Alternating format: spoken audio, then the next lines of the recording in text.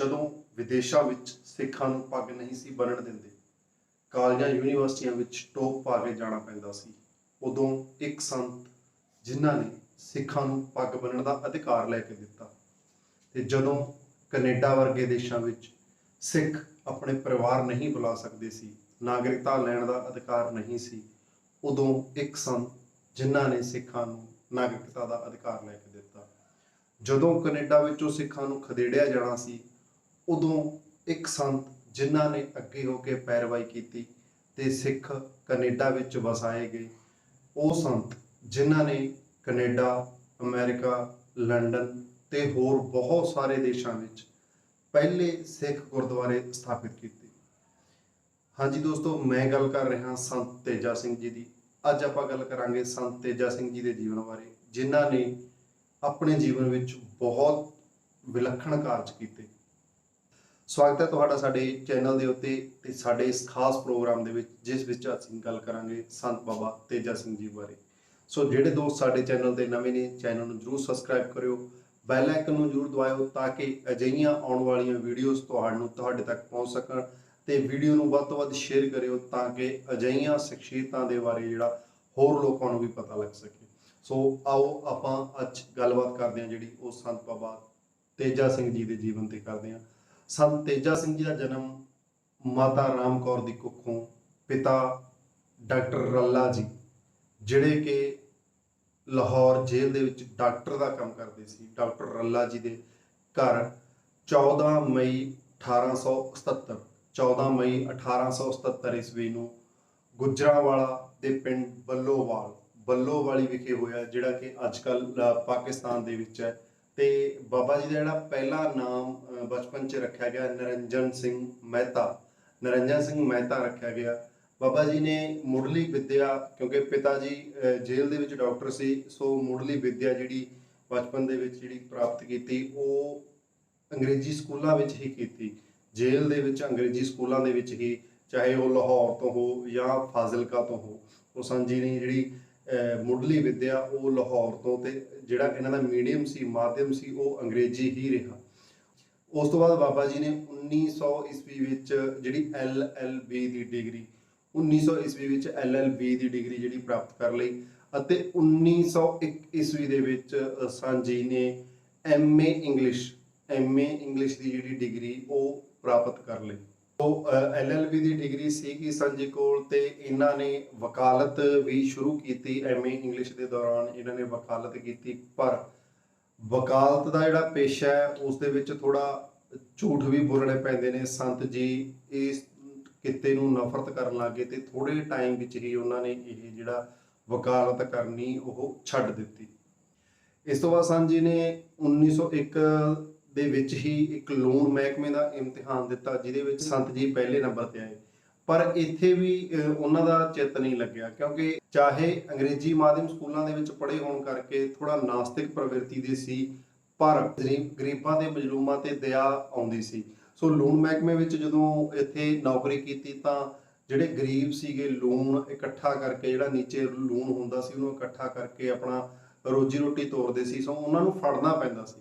ਸੰਤ ਜੀ ਨੇ ਇਸੇ ਕਰਕੇ ਉਹ ਲੋਨ ਮਹਿਕਮੇ ਵਾਲੀ ਜਿਹੜੀ ਨੌਕਰੀ ਹੈ ਉਹ ਵੀ ਛੱਡ ਦਿੱਤੀ। ਤੇ ਇਸ ਤੋਂ ਬਾਅਦ ਸੰਤ ਜੀ 1904 ਵਿੱਚ ਅੰਮ੍ਰਿਤਸਰ ਖਾਲਸਾ ਕਾਲਜ ਦੇ ਜਿਹੜੇ ਵਾਈਸ ਪ੍ਰਿੰਸੀਪਲ ਵਜੋਂ ਉੱਥੇ ਨਿਯੁਕਤ ਹੋਏ। 1904 ਵਿੱਚ ਖਾਲਸਾ ਕਾਲਜ ਅੰਮ੍ਰਿਤਸਰ ਦੇ ਵਾਈਸ ਪ੍ਰਿੰਸੀਪਲ ਵਜੋਂ ਨਿਯੁਕਤ ਹੋਏ। ਥੋੜੇ ਟਾਈਮ ਬਾਅਦ ਹੀ ਜਿਹੜੇ ਅੰਗਰੇਜ਼ ਅਧਿਕਾਰੀ ਸੀਗਾ ਜਿਹੜਾ ਉੱਥੇ ਪ੍ਰਿੰਸੀਪਲ ਦੇ ਤੌਰ ਤੇ ਕੰਮ ਕਰ ਰਿਹਾ ਸੀ, ਉਹ ਛੱਡ ਕੇ ਚਲਾ ਗਿਆ ਅਤੇ ਬਾਬਾ ਜੀ ਜਿਹੜੇ ਉਹ ਪ੍ਰਿੰਸੀਪਲ ਦੀ ਜਿਹੜੀ ਉਹ ਸੇਵਾ ਨਿਭਾਉਣ ਲੱਗੇ। ਸੋ 1904 ਤੋਂ 1906 ਤੱਕ ਉੱਥੇ ਬਾਬਾ ਜੀ ਨੇ ਜਿਹੜੀ ਪ੍ਰਿੰਸੀਪਲ ਦੀ ਸੇਵਾ ਨਿਭਾਉਂਦੇ ਰਹੇ। ਤੇ 1906 ਵਿੱਚ ਹੁਣ ਮਿਲਦੇ ਨੇ ਬਾਬਾ ਤੇਜਾ ਸਿੰਘ ਜੀ ਸੰਤ ਬਾਬਾ ਆਤਰ ਸਿੰਘ ਜੀ। ਉਦੋਂ ਤੱਕ ਬਾਬਾ ਜੀ ਦਾ ਨਾਮ ਨਿਰੰਜਨ ਸਿੰਘ ਸੀਗਾ, ਤੇ 1906 ਵਿੱਚ ਮੁਲਾਕਾਤ ਹੁੰਦੀ ਆ ਸੰਤ ਬਾਬਾ ਆਤਰ ਸਿੰਘ ਜੀ ਨਾਲ। ਸੰਤ ਬਾਬਾ ਆਤਰ ਸਿੰਘ ਜੀ ਨਾਲ ਮੁਲਾਕਾਤ ਹੁੰਦੀ ਆ ਤਾਂ ਸੰਤ ਜੀ ਤੋਂ ਬਹੁਤ ਪ੍ਰਭਾਵਿਤ ਹੋ ਜਾਂਦੇ ਨੇ, ਬਹੁਤ ਪ੍ਰਭਾਵਿਤ ਹੁੰਦੇ ਨੇ, ਤੇ ਉਹ ਸੰਤ ਜੀ ਨਾਲ ਹੀ ਰਹਿਣ ਦਾ ਹੀ ਜਿਹੜਾ ਮਨ ਉਹ ਬਣਾ ਲੈਂਦੇ ਨੇ। ਤੇ ਉਹ ਇੱਛਾ ਵੀ ਪ੍ਰਗਟ ਕਰਦੇ ਨੇ ਸੰਤ ਜੀ ਨੂੰ, ਸੰਤ ਆਤਰ ਸਿੰਘ ਜੀ ਨੂੰ, ਕਿ ਮੈਂ ਨੌਕਰੀ ਛੱਡਣੀ ਆ। ਪਰ ਸੰਤ ਆਤਰ ਸਿੰਘ ਜੀ ਦੂਰ ਅੰਦੇਸ਼ੀ ਸੀ, ਉਹਨਾਂ ਨੇ ਉਹਨਾਂ ਨੂੰ ਮਨਾ ਕੀਤਾ ਕਿ ਤੁਸੀਂ ਨੌਕਰੀ ਨਹੀਂ ਛੱਡਣੀ, ਸਮਾਂ ਆਉਣ ਤੇ ਪ੍ਰਮਾਤਮਾ ਜਿਹੜਾ ਵਾਹਿਗੁਰੂ ਆ ਉਹ ਆਪਣੇ ਆਪ ਹੀ ਜਿਹੜੇ ਤੁਹਾਡੀ ਨੌਕਰੀ ਉਹ ਛੁਡਾ ਦੇਵੇਗਾ। ਸੋ ਉਹ ਇਦਾਂ ਚੱਲਦਾ ਰਿਹਾ। ਤੇ ਦੂਸਰੀ ਮੁਲਾਕਾਤ ਵੀ 1906 ਦੇ ਵਿੱਚ ਹੀ ਜਿਹੜੀ ਸੰਤ ਅਤਰ ਸਿੰਘ ਜੀ ਨਾਲ ਹੁੰਦੀ ਆ ਬਾਬਾ ਤੇਜਾ ਦੀ। ਦੂਸਰੀ ਮੁਲਾਕਾਤ ਹੁੰਦੀ ਹੈ ਜਿਹੜੀ, ਉਹ ਹੁੰਦੀ ਆ ਤਰਨਤਾਰਨ ਸਾਹਿਬ ਵਿਖੇ। ਤਰਨਤਾਰਨ ਸਾਹਿਬ ਵਿਖੇ ਫਿਰ ਬਾਬਾ ਜੀ ਅੰਮ੍ਰਿਤ ਛਕ ਲੈਂਦੇ ਨੇ ਤੇ ਅੰਮ੍ਰਿਤ ਛਕਣ ਤੋਂ ਬਾਅਦ ਸੰਤ ਜੀ ਨਾਮ ਦਿੰਦੇ ਨੇ ਤੇਜਾ ਸਿੰਘ। ਸੋ ਉੱਥੋਂ ਨਾਮ ਜਿਹੜਾ ਸ਼ੁਰੂ ਹੁੰਦਾ ਤੇਜਾ ਸਿੰਘ।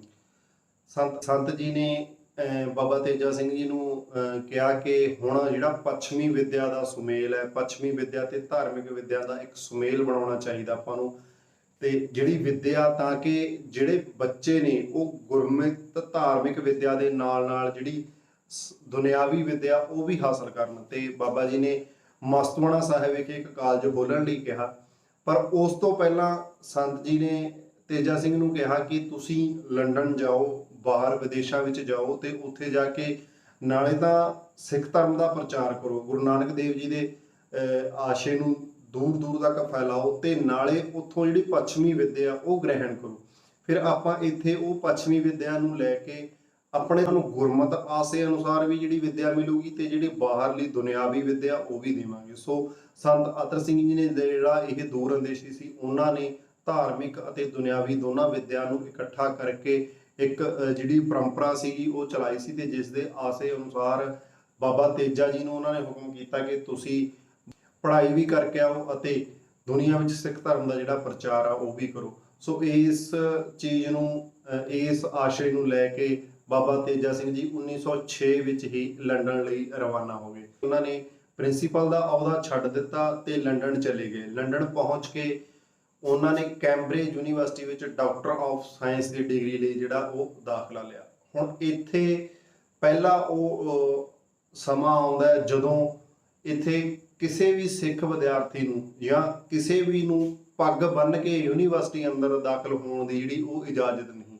ਯੂਨੀਵਰਸਿਟੀ ਦਾ ਇੱਕ ਅਸੂਲ ਬਣਿਆ ਹੋਇਆ ਕਿ ਟੋਪ ਪਹਿਨ ਕੇ ਤੇ ਗਾਊਨ ਪਾ ਕੇ ਹੀ ਜਿਹੜਾ ਉਹ ਯੂਨੀਵਰਸਿਟੀ ਵਿੱਚ ਜਾ ਸਕਦੇ। ਫਿਰ ਇੱਥੇ ਬਾਬਾ ਜੀ ਨੇ ਆਪਣਾ ਸਿੱਖ ਧਰਮ ਦਾ ਪ੍ਰਚਾਰ ਕੀਤਾ, ਸਿੱਖ ਧਰਮ ਬਾਰੇ ਯੂਨੀਵਰਸਿਟੀ ਨੂੰ ਦੱਸਿਆ, ਸਾਰਿਆਂ ਨੂੰ ਦੱਸਿਆ, ਆਲੇ ਦੁਆਲੇ ਪ੍ਰਚਾਰ ਕੀਤਾ ਅਤੇ ਕਾਫੀ ਜਦੋਜਹਿਦ ਦੇ ਬਾਅਦ ਯੂਨੀਵਰਸਿਟੀ ਨਾਲ ਕਈ ਮੀਟਿੰਗਸ ਤੋਂ ਬਾਅਦ ਜਿਹੜਾ ਬਾਬਾ ਜੀ ਨੇ ਫਿਰ ਉਹ ਉੱਥੇ ਇਹ ਆਗਿਆ ਲੈ ਲਈ ਕਿ ਜਿਹੜੇ ਵੀ ਸਿੱਖ ਸਟੂਡੈਂਟ ਨੇ, ਸਿੱਖ ਵਿਦਿਆਰਥੀ ਨੇ, ਉਹ ਪੱਗ ਬੰਨ੍ਹ ਕੇ ਆਪਣੇ ਪਹਿਰਾਵੇ ਦੇ ਵਿੱਚ ਜਿਹੜਾ ਉਹ ਯੂਨੀਵਰਸਿਟੀ ਵਿੱਚ ਆ ਜਾ ਸਕਦੇ ਨੇ। ਸੋ ਇਹ ਪਹਿਲਾ ਚਾਂਸ ਸੀ ਜਦੋਂ ਕੈਂਬਰਿਜ ਯੂਨੀਵਰਸਿਟੀ ਦੇ ਵਿੱਚ ਇੱਕ ਸਿੱਖ ਵਿਦਿਆਰਥੀ ਪੱਗ ਬੰਨ੍ਹ ਕੇ ਆ ਜਾ ਸਕਦਾ ਸੀ। ਸੋ ਬਾਬਾ ਤੇਜਾ ਸਿੰਘ ਜੀ ਨੇ ਪੱਗ ਬੰਨ੍ਹਣ ਦਾ ਅਧਿਕਾਰ ਜਿਹੜਾ ਉਹ ਉਸ ਟਾਈਮ ਸਿੱਖਾਂ ਨੂੰ ਲੈ ਕੇ ਦਿੱਤਾ। ਯੂਨੀਵਰਸਿਟੀ ਵਿੱਚ ਪੜ੍ਹਦਿਆਂ ਹੀ ਸੰਤ ਜੀ ਨੇ ਆਪਣੇ ਪ੍ਰੋਫੈਸਰ ਦੀ ਪ੍ਰੇਰਨਾ ਸਦਕਾ 2 ਲੈਕਚਰ ਦਿੱਤੇ। ਇੱਕ ਜਿਹੜਾ ਉਹ ਮੌਕੇ ਦੇ ਹਿੰਦੁਸਤਾਨ ਉੱਪਰ ਸੀਗਾ ਤੇ ਦੂਸਰਾ ਲੈਕਚਰ ਜਿਹੜਾ ਉਹ ਸਿੱਖ ਧਰਮ ਤੇ ਗੁਰੂ ਨਾਨਕ ਦੇਵ ਜੀ ਦੀ ਜਿਹੜੀ ਪਰੰਪਰਾ ਉਸ ਦੇ ਉੱਤੇ ਸੀਗਾ। ਸੋ ਇਸ ਜਿਹੜਾ ਲੈਕਚਰ ਦੇ ਵਿੱਚ 10,000 ਤੋਂ ਵੱਧ ਜਿਹੜੇ ਗੋਰੇ ਸੀਗੇ ਉਹ ਸ਼ਾਮਲ ਸੀਗੇ। ਤੇ ਬਾਬਾ ਜੀ ਨੇ ਇੰਨਾ ਵਧੀਆ ਉੱਥੇ ਲੈਕਚਰ ਕੀਤਾ ਤੇ ਗੋਰੀਆਂ ਇੰਨੇ ਪ੍ਰਭਾਵਿਤ ਹੋਏ ਕਿ ਉਹ ਵੀ ਜਿਹੜੇ ਸੰਤ ਜੀ ਦੇ ਮੁਰੀਦ ਹੋ ਗਏ। ਦੇਖਦੇ ਹੀ ਦੇਖਦੇ ਜਦੋਂ ਇਹ ਜਿਹੜਾ ਅਖਬਾਰਾਂ ਦੇ ਵਿੱਚ ਛਪਿਆ ਲੈਕਚਰ, ਤਾਂ ਜਿਹੜੀ ਬਾਬਾ ਜੀ ਦੀ ਜਿਹੜੀ ਪ੍ਰਸਿੱਧੀ ਉਹ ਦੂਰ ਦੂਰ ਤੱਕ ਹੋ ਗਈ। ਤੇ ਬਾਬਾ ਜੀ ਨੇ ਫਿਰ ਇੱਥੇ ਉਹ ਕਾਰਜ ਕੀਤਾ ਕਿ ਭਾਈਚਾਰੇ ਨੂੰ ਇਕੱਠਾ ਕਰਕੇ ਫਿਰ ਲੰਡਨ ਦੇ ਵਿੱਚ ਪਹਿਲਾ ਗੁਰਦੁਆਰਾ ਸਾਹਿਬ ਸਥਾਪਿਤ ਕੀਤਾ। ਲੰਡਨ ਦੇ ਵਿੱਚ ਬਾਬਾ ਜੀ ਨੇ ਪਹਿਲਾ ਗੁਰਦੁਆਰਾ ਜਿਹੜਾ ਉਹ ਸਥਾਪਿਤ ਕੀਤਾ। ਸਿੱਖ ਭਾਈਚਾਰੇ ਨੂੰ ਬੁਲਾ ਕੇ ਸਾਰਿਆਂ ਨੂੰ ਉੱਥੇ ਆਪਣਾ ਦਸਵੰਧ ਕੀਤਾ, ਇੱਕ ਜਗ੍ਹਾ ਖਰੀਦੀ ਗਈ ਤੇ ਪਹਿਲਾ ਗੁਰਦੁਆਰਾ ਲੰਡਨ ਦਾ ਜਿਹੜਾ ਉਹ ਬਾਬਾ ਤੇਜਾ ਸਿੰਘ ਜੀ ਨੇ ਫਿਰ ਉੱਥੇ ਸੇਵਾ ਕਰਵਾਈ। ਸੋ ਇਸੇ ਤਰ੍ਹਾਂ ਹੀ ਬਾਬਾ ਜੀ ਨੇ ਕੈਨੇਡਾ ਦੇ ਵਿੱਚ, ਵਿਕਟੋਰੀਆ ਦੇ ਵਿੱਚ, ਹੋਰ ਕਈ ਦੇਸ਼ਾਂ ਤੇ ਸ਼ਹਿਰਾਂ ਦੇ ਵਿੱਚ ਪਹਿਲੇ ਸਿੱਖ ਗੁਰਦੁਆਰੇ ਸਥਾਪਿਤ ਕੀਤੇ।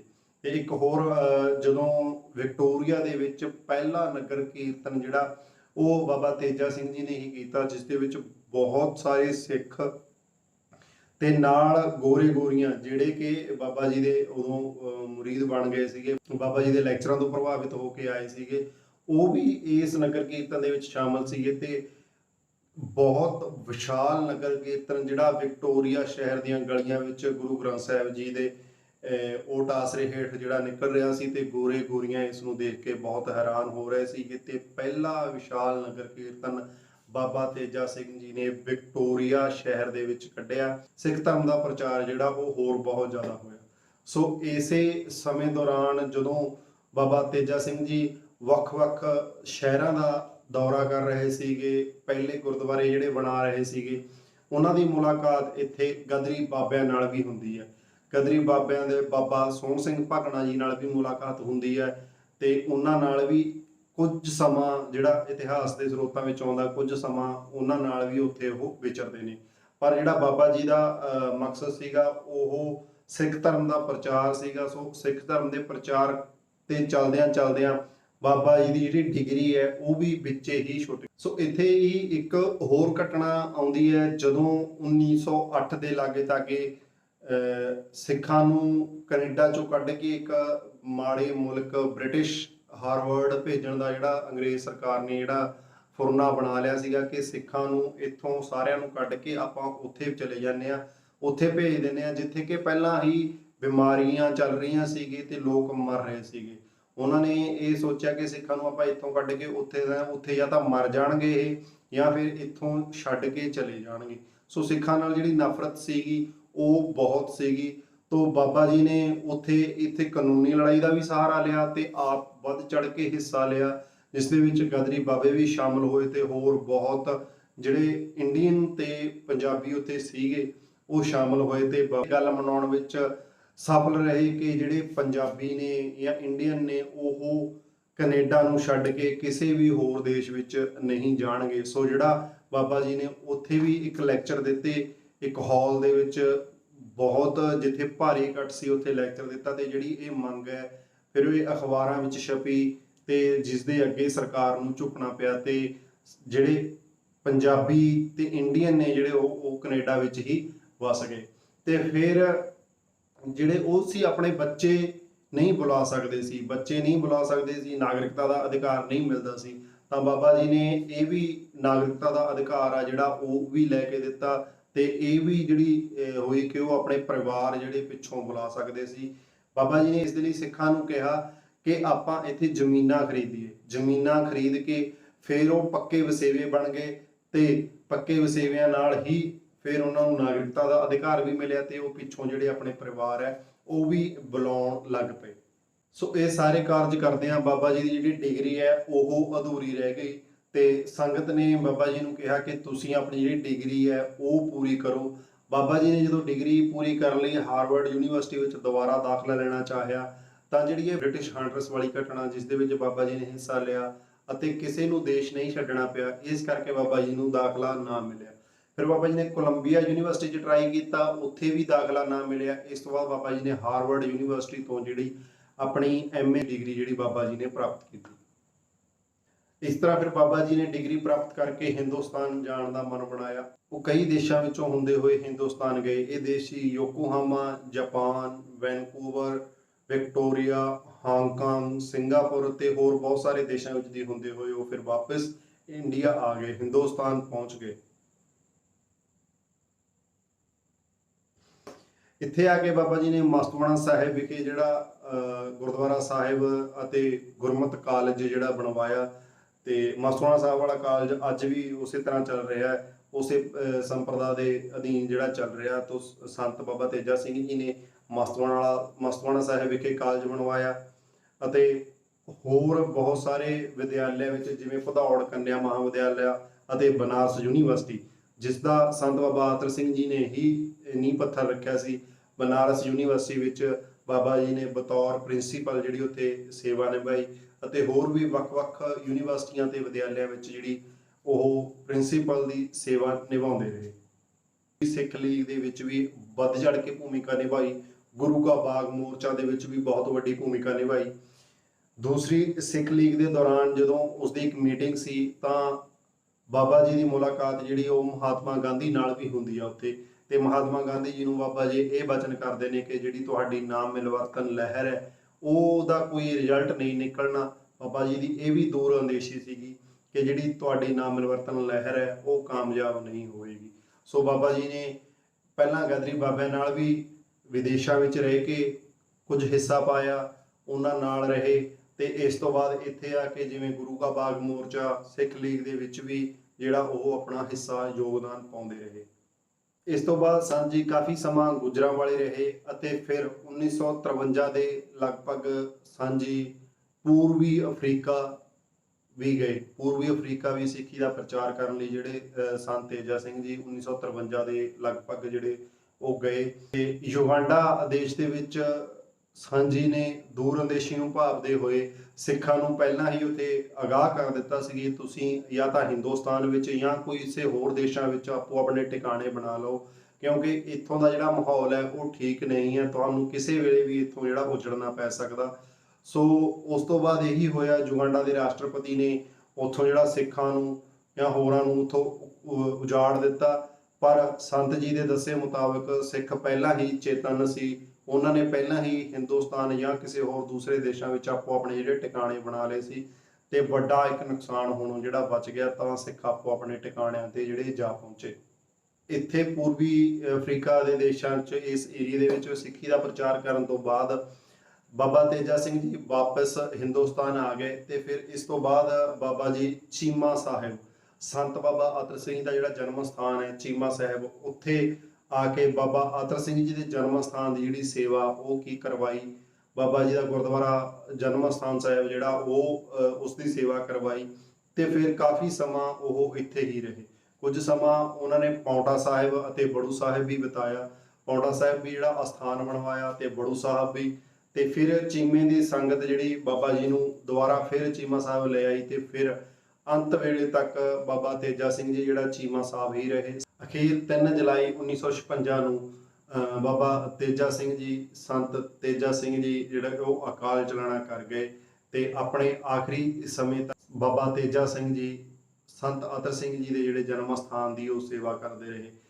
ਅੱਜ ਵੀ ਸੰਤ ਤੇਜਾ ਸਿੰਘ ਜੀ ਦੀ ਜਿਹੜੀ ਬਰਸੀ ਹੈ ਤੇ ਜਨਮ ਦਿਨ ਹੈ, ਜਨਮ ਦਿਨ ਉਹਨਾਂ ਦਾ ਪਾਉਂਟਾ ਸਾਹਿਬ ਵਿਖੇ ਮਨਾਇਆ ਜਾਂਦਾ ਹੈ। ਤੇ ਜਿਹੜੀ ਬਰਸੀ ਹੈ ਉਹ 3 ਜੁਲਾਈ ਅੱਜ ਦੇ ਦਿਨ ਚੀਮਾ ਸਾਹਿਬ ਵਿਖੇ ਬੜੀ ਸ਼ਰਧਾ ਪੂਰਵਕ ਮਨਾਈ ਜਾਂਦੀ ਹੈ। ਸੋ ਦੋਸਤੋ, ਇਹ ਸੀ ਬਾਬਾ ਤੇਜਾ ਸਿੰਘ ਜੀ ਦੇ ਜੀਵਨ ਦੀ ਇੱਕ ਝਲਕ।